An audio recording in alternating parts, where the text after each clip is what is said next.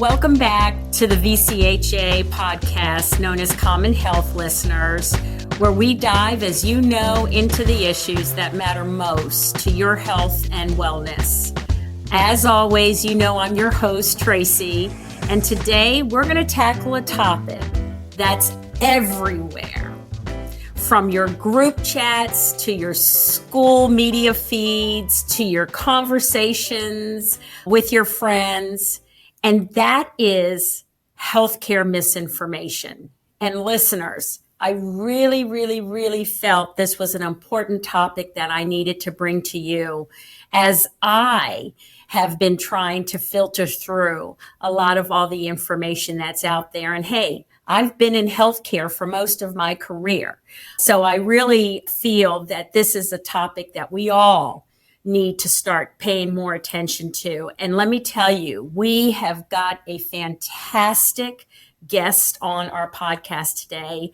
I was actually very fortunate to hear her speak at a summit that I attended here in the state of Virginia, and she just really nailed it with me. And so I had to invite her to come and speak to you all and talk a little bit about this thing out there that is being termed around healthcare misinformation. And who this is Dr. Stacy Loeb. And let me tell you, she is uniquely qualified, to help us sort fact from fiction. Believe me, listeners, after this podcast, you will feel like you've been fed. She is a urologist by training and a leading voice in digital health research. Now, Dr. Loeb, I have to say, you're probably used to dealing with some very uncomfortable topics. Luckily, misinformation is only slightly less awkward than urinary tract infections. But I promise you, listeners, today, it will be painless for you. In fact, you're in for a good one. You're in, urologist. So, okay. I know I'm not a comedian, listeners. I'm sorry. I thought I'd just throw that in there.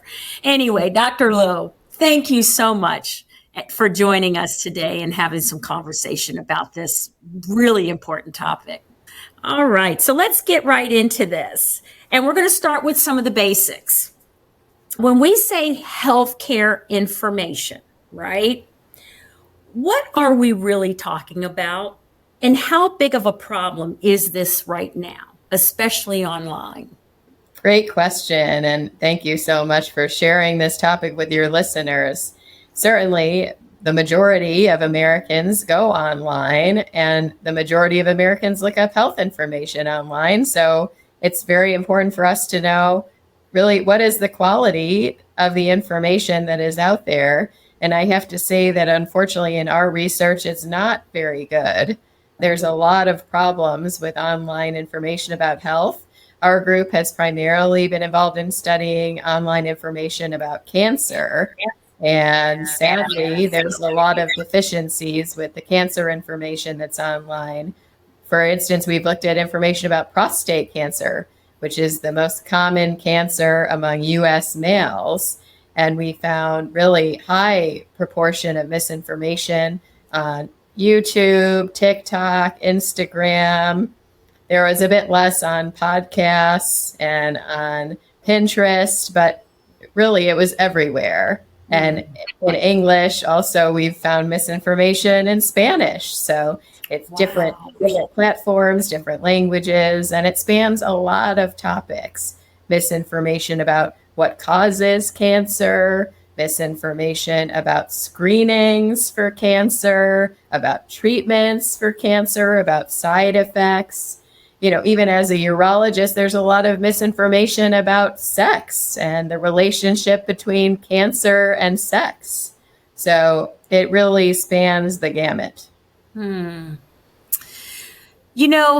think a lot of people assume they'd never fall for false health claims. I know I'm one of those people, right? And when I came to hear you, I was like, yeah, even me, I feel I have fallen victim in some respects to some of the things out there that I thought looked and sounded real. But so can you please tell me and the listeners really what makes misinformation so convincing? And then are there like psychological or social factors that make us more vulnerable to believing it? Both great questions. So we'll start with the first one. What makes it so convincing? Well, first of all, sometimes misinformation can come from sources that seem like they would be trustworthy. In our most recent study, where we looked at information about prostate cancer, 13 of the people who were sharing misinformation about prostate cancer identified as doctors. So here they were in these online videos wearing a white coat, presenting themselves as a doctor and sharing misinformation about prostate cancer. And so most people would think this is a doctor, so I can trust what they're talking about. So we thought, well, what are the credentials of these so-called doctors who were sharing misinformation, or that is inaccurate or guideline discordant information about prostate cancer? And only one was board certified, currently in internal medicine. So that, since they see all kinds of different issues in an internal medicine practice, it would be reasonable that they might manage patients who have prostate cancer. None of the other 12 were currently board certified in a medical specialty that is involved in prostate cancer care. Some of them were no longer board certified at all, or we couldn't verify their licensure. So I guess the take-home message for the listeners is that you can't really trust at face value. If you're going to be receiving information from anyone, it's very important to verify the person's credentials to make sure that it's trustworthy. Something else that we saw all the time is outdated information. And some of it was from trusted sources, even, famous academic medical centers. But the video about prostate cancer screening was from 10 or 15 years ago, and it's still being circulated. Well, the good news is that there is a lot of progress in cancer research and cancer care. So the guidelines 10 or 15 years ago have changed. We have new options that weren't even available or heard of back then. And so you really have to be very careful looking at the date of the information to make sure, because if it's not from even within the past year, it might already be outdated at the pace that things are changing. Your other question was about who may be more susceptible. We have done some research on that topic, and there's definitely a lot of factors that can affect that. For example, people who have less access to healthcare or who have had negative experiences with the healthcare system, leading naturally to distrust. People with these issues may seek alternative sources of health information. Also, something like a cancer diagnosis can be very frightening, and hearing about things like surgery or chemotherapy or radiation therapy and the side effects, that can be very scary naturally, and people may want to try to seek out alternative options that are, let's say, less morbid. That being said, there are clinical guidelines. In fact, the National Comprehensive Cancer Network actually has all of their cancer guidelines in patient versions that are freely available on their website. So anyone is able to look themselves to see what the national guidelines actually recommend for cancer treatment. And although I do think that complementary options are very important, I myself am board certified in lifestyle medicine. So the power of physical activity, plant-based nutrition, all of these, I can't say enough about the importance, but that is not in lieu of the guideline recommended therapy. These are important adjuncts. So if something is promising online, if you eat this food, take this supplement, that, it's a natural cure with no side effects. If it sounds too good to be true, it probably is. For someone like me that just wants to disappear into Instagram puppy land and other things and not have to deal with whatever day-to-day challenges that I may be facing or watching some YouTube videos. What in your study, what are some of those red flags that a health claim might be misleading or outright false, right? And I think more specifically for our listeners, because we have to remember too that, like, for community health centers, many of the community health centers are located in areas where, like you said, individuals may not have access to the most up-to-date information or don't have the kind of healthcare literacy that maybe you have given your specific training. So that being said, what are some of those specific phrases or tactics that misinformation sources tend to use that we could help us stay alerted to this kind of misinformation out there? That's a great question. For one thing, I think if you don't see any kind of published data along with the claims, so really good videos, they will actually share sources or statistics and provide references. So I think you really want to see that. And like I said before, that the date is current. I think for anyone, who is getting healthcare at these health centers, asking your healthcare team for recommended sources is a really great way to go, because your clinical team can give you suggestions of what they think is good information about your condition. And that is probably going to be more helpful than doing a random online search. Because honestly, every person is different, every disease, every tumor is different, every condition is different. And, there's a lot of anecdotal stories on the internet as well. And I think just watching out for the fact that this person's experience, they're a different person, they have different characteristics, their disease may not have the exact same features. And so if they had a great experience or they had a terrible experience, that may not reflect anything on your case. A study that was done by another group of urologists looked at online videos about infertility, and they found a lot more engagement with the videos where the infertility treatment resulted in a positive pregnancy outcome. But they found that this was giving people false hope because people have all different causes for why they're having infertility. And some are easier to address than others and may have a different probability of achieving a pregnancy with management. And so just keeping in mind that these people who are sharing their story may have a totally different situation going on. And so I think that is always the fear.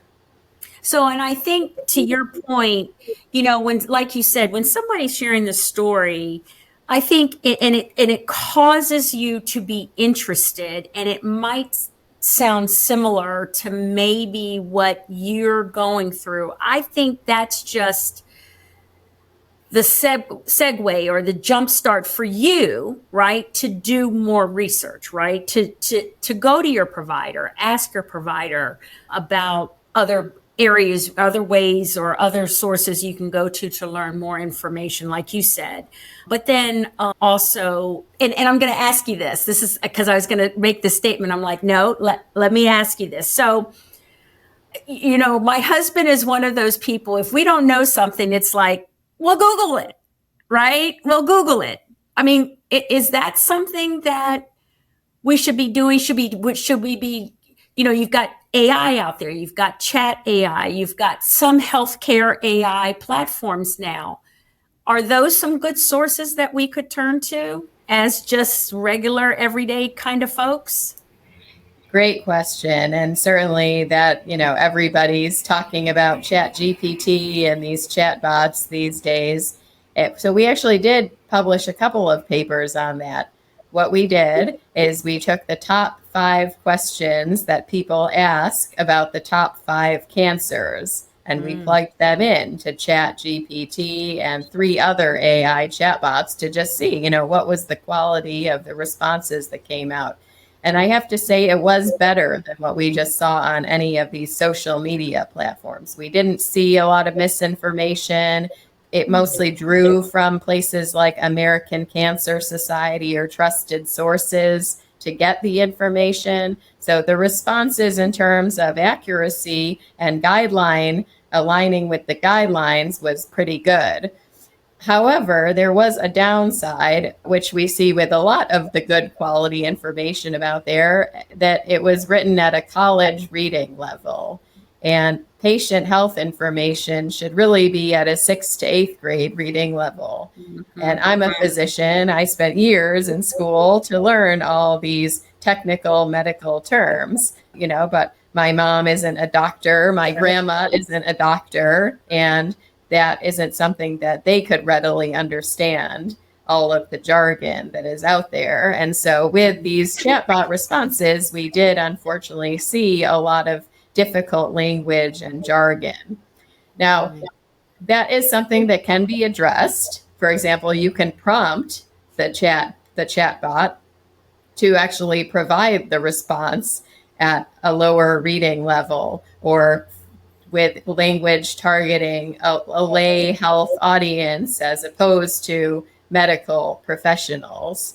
But that isn't something that everybody necessarily knows to do. And even how you prompt it can change the answers. So we tried prompting it to write the response at a 6th grade reading level. And then some of the answers were like, ask your teacher.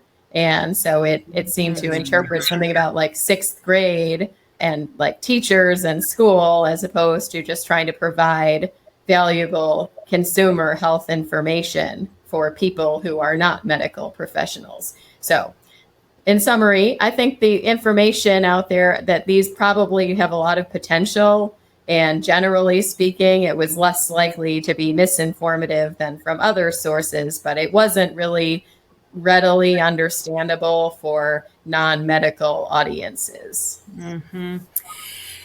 And, one of the things that I can see, if it's not already happening now, and I'm sure it is, going back to your point about if you see something out there, it sounds like it's very relatable to maybe you or someone in your very close to you going through, about going to your provider and asking for your provider for more information. I do want to talk just a little bit on the provider side, right? And how can our doctors and our nurses address misinformation without making that patient feel judged, right, or shut down? Because again, as I'm looking at community health centers around the country, right, and the population we serve, I want to make sure that, we can give to our providers some tools, right, to help them to be able to approach these kind of questions from their patients, should they get them. And then if that's the case, and I'm hoping that maybe some of your answers will also speak to where our providers and nurses could go.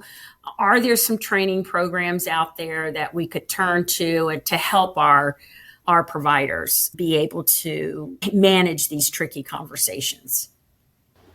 Yes, this is a great question. We actually did just write a paper on this where we did qualitative interviews with healthcare providers, community health workers, community health educators about what they suggest as best ways to try to manage these types of encounters. And I think the most important is really to just listen in an open fashion and not to act judgmental. And even some motivational interviewing techniques can be helpful to really try to understand what is it that the patient needs.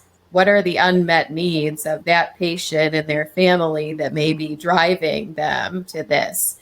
What is there something we could do to help?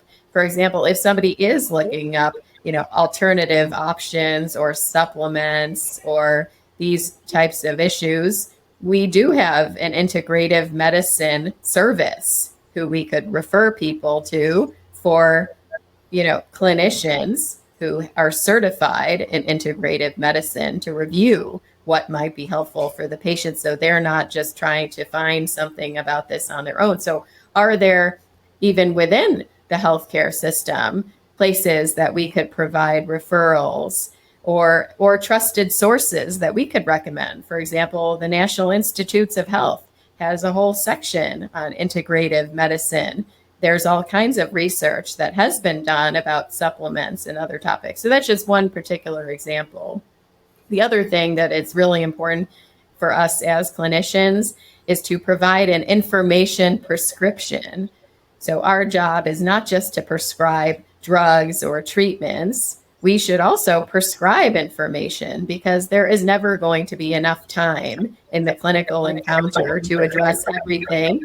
And so it is absolutely understandable and should be expected that our patients and their families are going to need and want additional information. So instead of letting them search on their own in this very challenging online information environment where there is a very high risk of exposure to misinformation, I think that we are behooved to figure out for everything that we treat, the main topics, what we think are the best, most patient-friendly resources that we can share, and share them with our patients.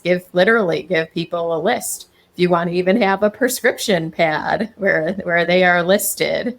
For example, in prostate cancer, the Prostate Cancer Foundation makes a patient guide, and it's a really comprehensive document. It's updated all the time, so it does reflect the newest clinical trials. So I will sometimes just literally sign my patients up on the website to receive a free copy of that to their inbox. So as a place to start reading, because I've read it, I trust the information. I know that it's being checked continuously every year. And so I'm not going to let somebody just go on TikTok or YouTube and see whoever. I want them to be reading something that is concordant with the guidelines, that I'm sure is trustworthy. So I know that you have done and are doing podcasts as well, and you've done several things on YouTube that I have seen. And I'm just wondering, as a provider yourself, I know you talked about a technique that you use with some of your patients, but is it effective for providers like yourself to post content to counter the false claims?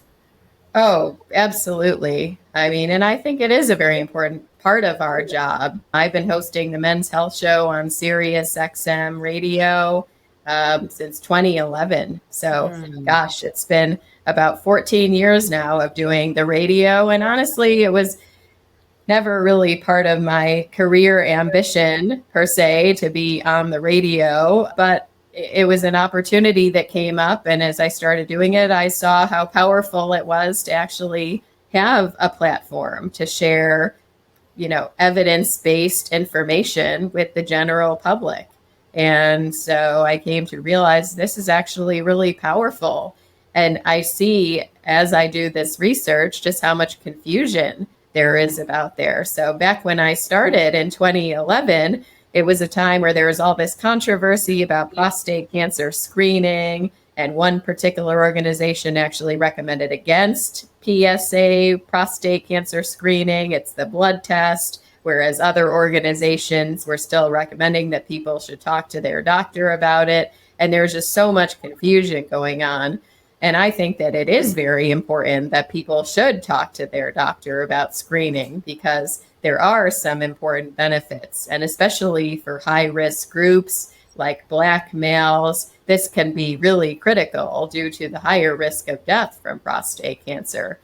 So bottom line, as all this was going on, I thought, wow, this is actually really important. I have 2 hours of live radio where I can bring on experts and help, dissect down this topic and explain why for some men, this can really save your life and we shouldn't throw it out the window. And, there's really a lot of confusion. I mean, this guideline was about prostate cancer screening, that is, like doing blood tests for people who don't have cancer to find out if they're at risk.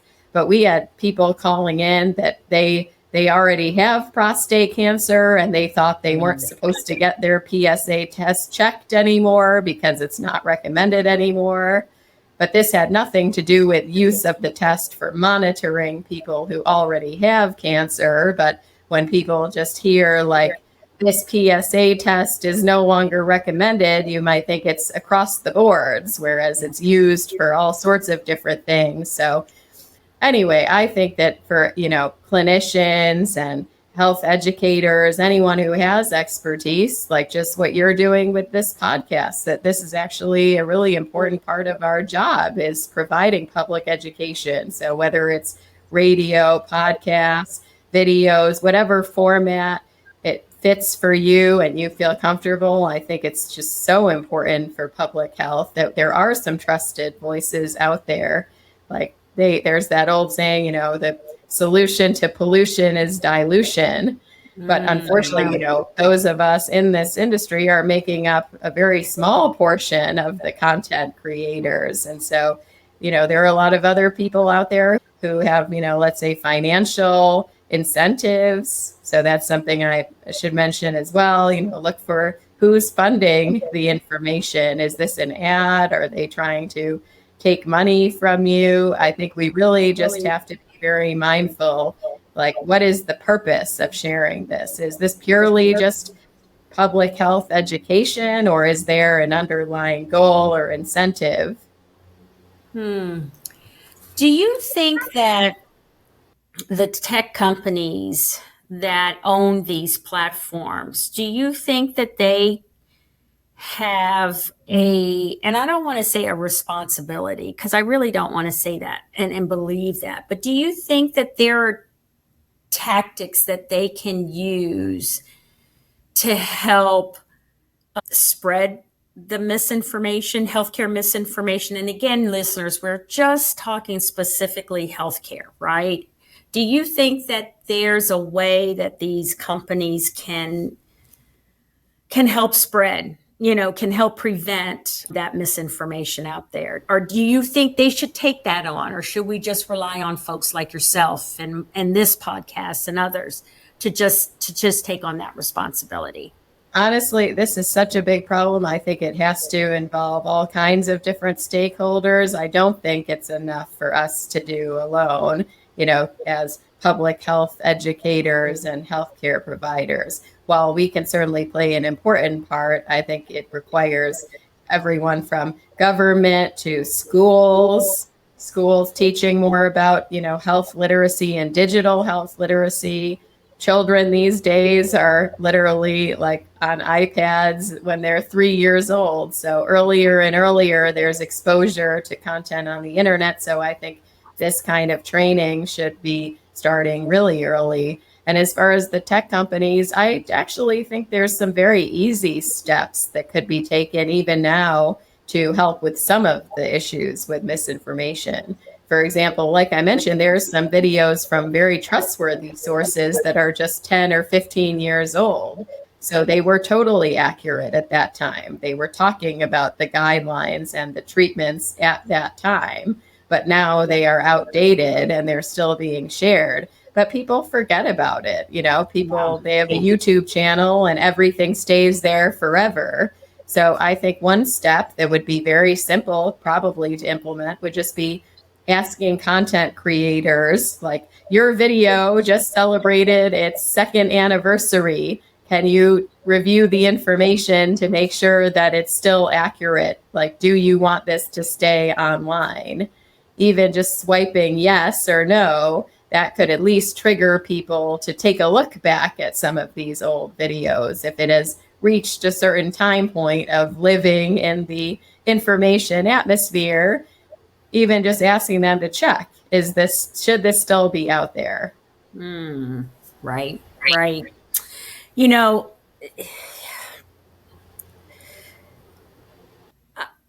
One of the things, and I asked that last question intentionally, because I know that there are many opinions out there about, the role that these companies, these tech companies that have these platforms, what is their role, right?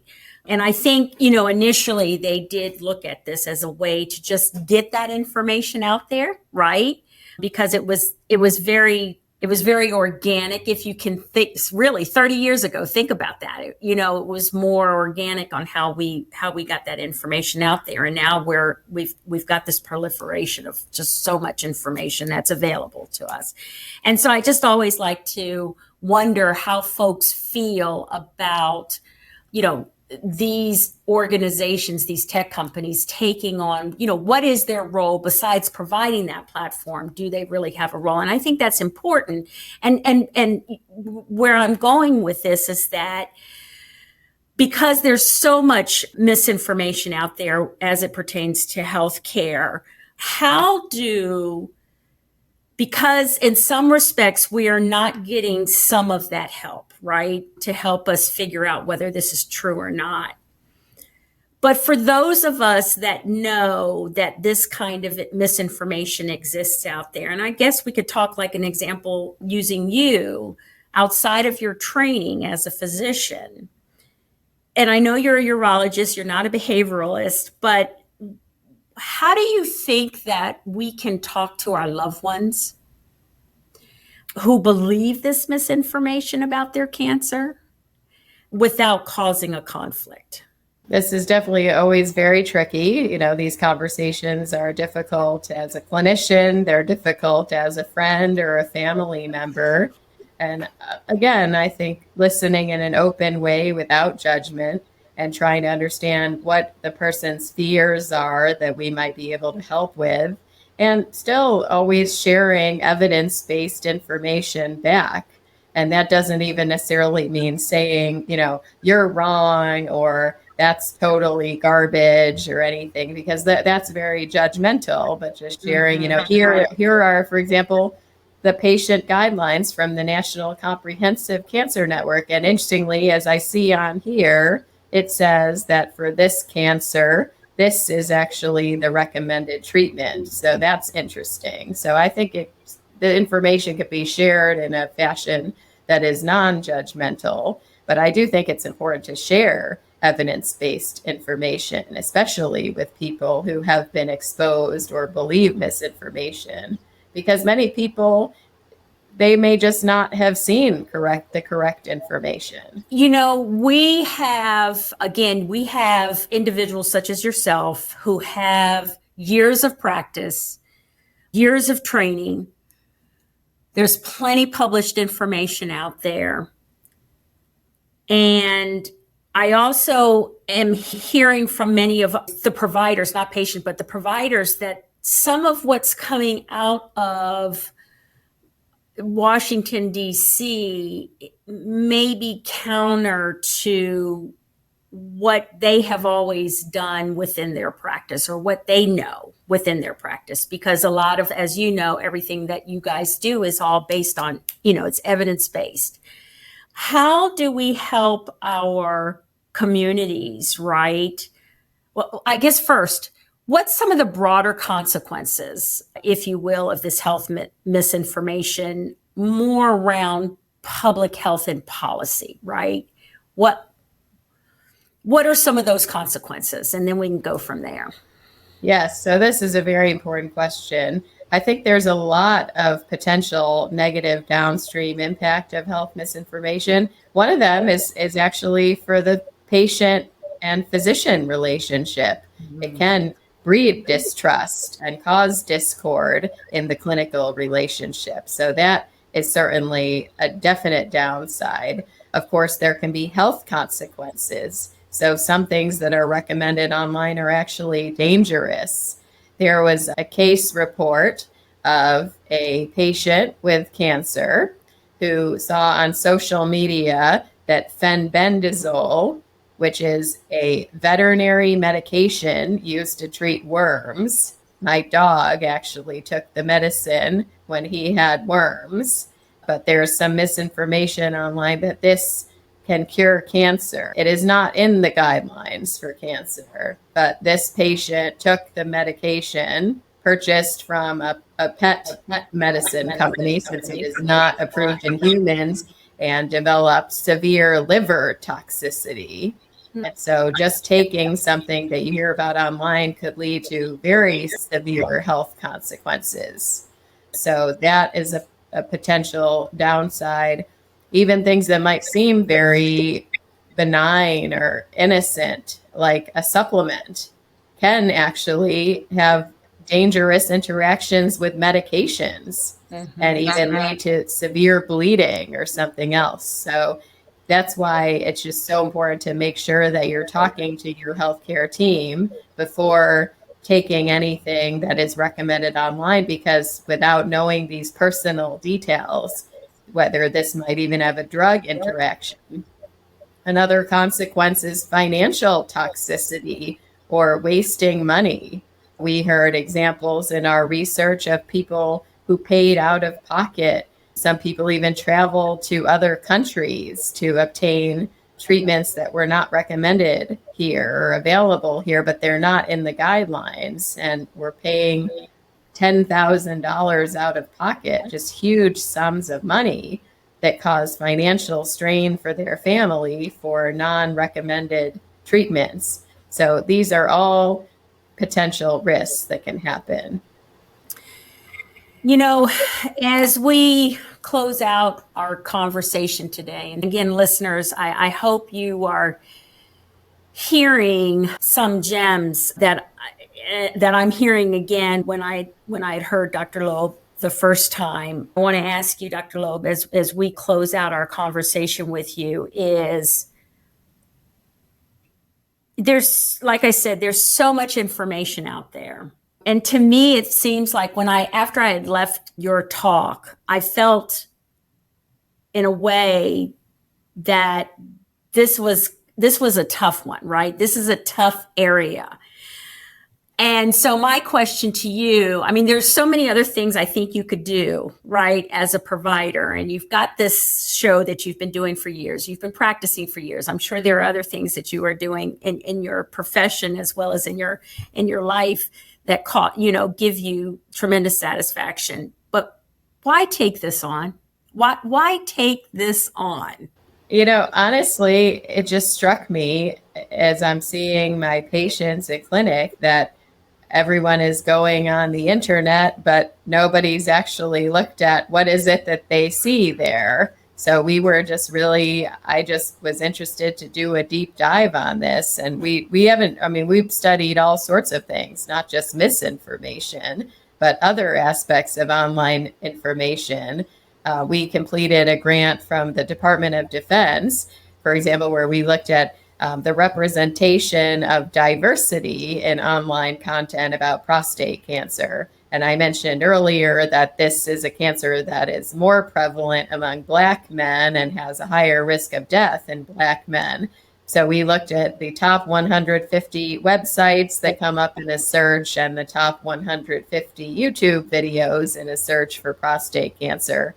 And only about 9% of the people that were featured in the content were perceived by a panel of community members as Black, and even fewer as Latinx, by the way. Wow. And so we wondered, what is the consequence of this underrepresentation? So we did actually a randomized trial and some qualitative research, a whole bunch of studies to do a deep dive on this. And, bottom line, we found that actually it's really important that a lot of people thought that maybe Black men don't get prostate cancer because they didn't see any Black faces, or that there's a lower risk when actually there's a higher risk. And actually we found that for Black men that they had more trust in prostate cancer information when the presenter was Black, and especially a Black doctor. So I think, not to get on too much of a tangent, but there's a lot more to this than just the quality of information. Everything that you see online and on the media, it all has some kind of impact on how we perceive things. How do we perceive our risk of a condition? And if it's not if what we're seeing doesn't really reflect the target demographic of the condition, for example, that actually does lead people to have misperceptions of their risks. And, you could probably say the same for breast cancer. I have male patients with breast cancer, but all the websites about breast cancer, they only have females. And so they feel very much unrepresented in the content, like there is nobody like them. And where do I turn? And so I think we have to really be very thoughtful, as healthcare institutions and as clinicians and health educators, that what we put out there has a real impact for people, and to just really be very thoughtful about, who is shown, who is sharing information. Is it at a literacy level that is consistent for audiences who don't have a background in healthcare? Is everything guideline concordant? Are we sharing the references? Is this up to date? There's just so much that goes into it, because the media really does shape how people think and what people do. Yeah. You're absolutely right. You're so right. And I think for me as a healthcare administrator, it became so evident to me during COVID, right? I think it shined the light for me on the fact that we have to be really attuned to where our patients are, right? And take a bit of a different approach, because we are competing healthcare providers, right? Are competing very much so on this misinformation that's out there. And we really have to, do what we can to equip you all, right, as administrators, with the tools that you all need to help our patients understand and know really what's fact and what's fiction. My last question to you, Dr. Loeb, is what's your wish list? What's your wish list as it pertains to the dynamics that we discussed during this show? I think my biggest wish is that we would have an easier way of detecting misinformation, because it's a huge problem, right? Even as we've been on this podcast, there's probably been thousands of new posts and different social media platforms, different languages, just about cancer, just in the time that we've been here. And there's nobody who has the time or ability to filter all of these. Doctors can't screen every single piece of content, and new content is added every second. So my wish is that we can come up with, maybe using some of these new AI tools, at least automated or semi-automated methods of screening the content for potential buzzwords and something that looks like it may be suspicious, to flag it for further review. And ultimately, I would love to see a smarter search engine where there are some built-in parameters. We actually tried to build this a few years ago. I partnered with some computer scientist colleagues, and they trained a computer model using a large database of publications and guidelines about prostate cancer. And they used that to train the model. And then they had the model evaluate YouTube videos about prostate cancer. And this model that we created had 74% accuracy in picking out which videos were misinformative. So this was just a very small project. So obviously 74% is not amazing. It's not like ready for prime time, but just with a very small pilot project, we were able to do that. So I think that was only the beginning. AI has really been evolving rapidly. So I bet that we're not actually too far off from having something like that embedded in the search, so that it is already checking all these things. How closely does the text align with this large body of literature about prostate cancer and the guidelines? And if it checks very well with what it finds in all these trusted sources, then that information rises to the top of the search. And if it doesn't, it floats down. So that's my wish, is there needs to be some tools out there that can help people. And I do think that this is within range with the way technology is heading now. Yeah. Well, listeners, again, thank you so much for tuning in on this show. As you probably heard, Dr. Loeb is a wealth of knowledge. And again, you can hear her on Sirius XM. And Dr. Loeb, thank you so much for sharing your insights with me as well as the listeners. I think that this conversation really is a reminder to all of us that staying informed is just as important as staying healthy, right? It really does go together.